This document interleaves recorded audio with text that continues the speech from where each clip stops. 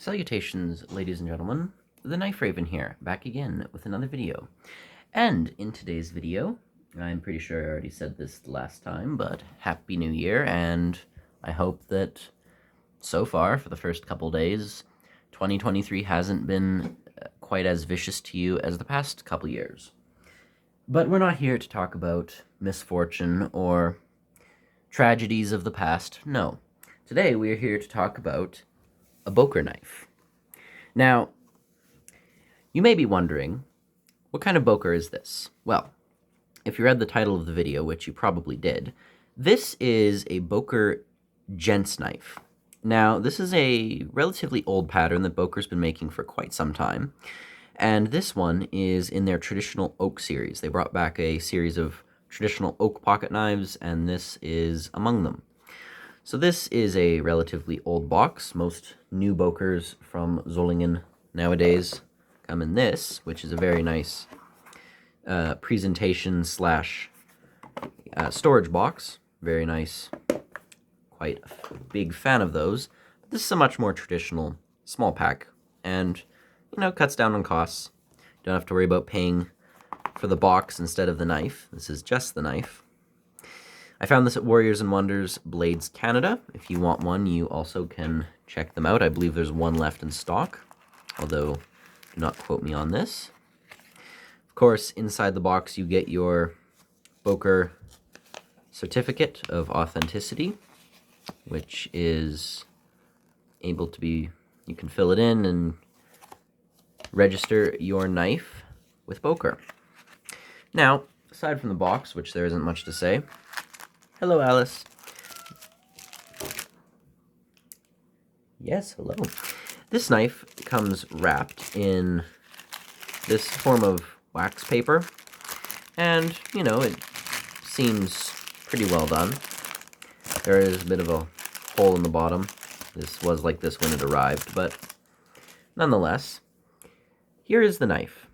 Now, it is quite oily. I did oil it, and I am wearing these gloves because for knives with mirror polishes such as this, I am quite annoyed with constantly having to wipe them down with the fingerprints. As you are very well aware, knives with mirror polishes acquire fingerprints very, very easily.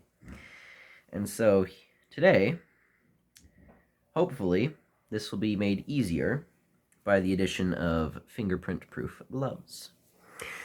So here is the knife in its closed position, and this is a very small knife. When I first heard about this knife, I thought it was going to be maybe 6.5 inches open, but after reading the exact specifications, this is a very, very, very small knife. And I will put that into perspective here with the ruler. This knife is roughly, I'd say about, that's centimeters. Well, it's 6.5 centimeters closed for my friends who count using centimeters. And hello, Alice. We haven't seen you in a video in a long time. And it's about 2.5, just over 2.5 inches closed. The open length, and again, this has no nail nick whatsoever. This is just a simple pinchable blade, comes to about almost 4.75 inches fully opened. So this is again, I must stress, this is a very, very, very small knife. And it lives up to its name. This is not offensive or scary. This is by all means this is a gent's knife. It's not invoking any violence or fear in people, and it really does a good job of being a friendly little everyday carry knife. Now, a quick comparison before we get into more detailed analysis. We have the Böker Kasselberg Stockman. This one is also in oak wood. However, this is the oak wood from a castle near Solingen, whereas this is just plain oak tree. This is limited edition, this one is not. So you can see there are similarities, but there also are a lot of differences. Now, the knife itself. Where do we start? Well, we'll start with the fit and finish. The fit and finish on this knife is easily 10 out of 10. Transition from the blade to the spring is very nice. It looks like there's a little gap in there, but aside from that, this is a very, very well done knife. Blade play in any direction is absolutely non-existent. Gapping, forget it. Absolutely no gapping here whatsoever. Very, very clean execution. We have a perfectly straight blade here, which is very, very, very nice. It's maybe a very slight bit off to the left, but I'm picky about blade warps, but that's not really a warp. You can hardly notice that. In every intents and purpose, that is a perfectly straight blade. In the closed position, it is perfect. Centering is really well done, well executed. Transitions from the cover to the bolster, very, very smooth. The pins are incredibly flush here. Even the shield, which is this tiny, I believe, nickel silver tree brand shield. It says Zollingen with the tree. Even that is very well placed in the knife. Again, you can feel it ever so slightly, but it doesn't stick up enough that it would become any form of issue. Now, aside from that, there really isn't much else to say about the fit and finish here. You really just have a perfect knife. Transitions are seamless, gapping is non-existent, blade play is completely absent. And as for the lining of the blade, I mean, really, if you want to be very picky, you could say it's slightly offset, but that's very close to a perfectly straight blade. So, for that reason, this knife is very, very well made. Again, 10 out of 10. We have the frosted etch, I believe they call it. This one is the Tree Brand Classic with the tree emblem. We have the Böker stamp, also with the tree. Very well done, very clear, very crisp. And on this side, we have Germany stainless, Deutschland rostfrei. So, yeah, this is a stainless knife. That was another thing about this knife. I wasn't entirely sure if this was C75 or 4034. It turns out this is 4034, so, you know, it's not going to be your premium super steel that cuts through box after box without ever dulling. You will have to sharpen this, but if you're using it for light tasks, which is what it was built for, then you should have no issues with it. So, again, very good. Achieves a very nice mirror polish. Again, really, really nice. The edge on this is very, very sharp. I've already done a cutting test on it. It cuts like magic. Brilliantly sharp edge. Böker never lets knives leave their factory dull. I've never encountered a dull Böker straight from the factory. The lockup, again, very nice. I can't really rate this on a 1 to 10 scale as I would with a slip joint, but this would probably be for a strength of lockup. I'd say a good 6 or a 7. Definitely feels sturdy when it's in the open position. But as for the snap that it makes, I'd probably say about a 6. So this knife is a drop point design for the blade. Drop points are very utilitarian. They make for good wide arcing cuts. They aren't as precision built as, say, a spear point or a Warrenclyffe, but they very much have a lot of utility behind them. They're good for simple cuts. They're good for piercing to an extent. And yeah, it's a very time-tested and well-known blade shape amongst knives. Another thing I'd like to bring up about this knife is the grip. Now, you get a 3-finger grip on this knife, certainly not a 4-finger grip. You can forget trying. And my hand is probably medium size. I don't have large hands, and I don't have terribly small hands, but to me, this is an easy 3-finger grip, which is fairly comfortable. You can put your thumb up here in the classic fencing position, and you get a very, very nice lockup on the knife. Of course, your pinky just kind of sits there, doesn't have anything to grasp onto, but it's very, very strong, the grip, and overall, I would say that this is a very ergonomic knife. The simple sway in the design is almost reminiscent of the Buck 112 that I was so very fond of, and, you know, to a very much smaller degree, this does have some similarities. Again, you don't have to worry about the knife closing on you because the lock is over here, which means that it's not in the way of your hand or your fingers, so it's not like you're going to be disengaging the lock accidentally, making it a very safe knife despite its size. The handle material is a very noble and fine-grained oak wood. Oak wood tends to have a rougher texture, which you can probably even see without being able to even touch it. You can see that there is a bit of grain up here, and it is a very nice grained wood. On both sides, that is. You can see very traditional, simple color of the oak.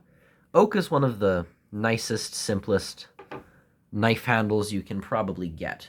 And that is very well evident by this other Böker of mine. This is the Schlossberg, or the Castleberg Stockman that I showed earlier. This one is a carbon blade with the acid wash, double bolsters, slip joint mechanism, limited edition. So very different than the Gent's knife, but again, you have very nice grain pattern. Again, bit of coarseness, as is standard with oak wood, but no flaws whatsoever on this knife either. Absolutely perfect. Now, a lot of people say Böker knives are made in a factory and they are not hand-built, but according to Böker, they do involve some hand labor in their knife production. So I believe what they might do is they use a factory lineup to perhaps carve out their materials and such, but I believe in the end there may be some hand sharpening and hand polishing and hand assembling going on there. So you still know that despite the fact that this is machine-like in its perfection, there were still human hands behind the creation of this fine little cutter. Now, for a comparison that I do in virtually every single video, except for the ones that I've neglected, that is, here we have the Böker Gent's knife next to the Opinel number 6 in Paduk. Again, the Opinel dwarfs the Gent's knife. You can certainly see that the overall length is a lot longer, the closed length would be a lot longer, and the blade length, of course, is much longer. These are different styles of knives from different companies, countries, different steels, handle materials, and production mechanisms, but nonetheless, I always compare the number 6 with whatever the current knife is, and for that reason, here you go for your standard knife size comparison. So, yeah, Böker Gent's knife, a lot smaller than the Opinel number 6. So, I am going to remove these gloves and just try to neglect touching the blade for a little bit. But you can see that this is, by all means, this is just a very simple, small, inoffensive, just friendly-looking knife. This does not look like anything that should scare anyone. And I say this a lot. Don't underestimate the ability for people to get afraid. People can be afraid of anything.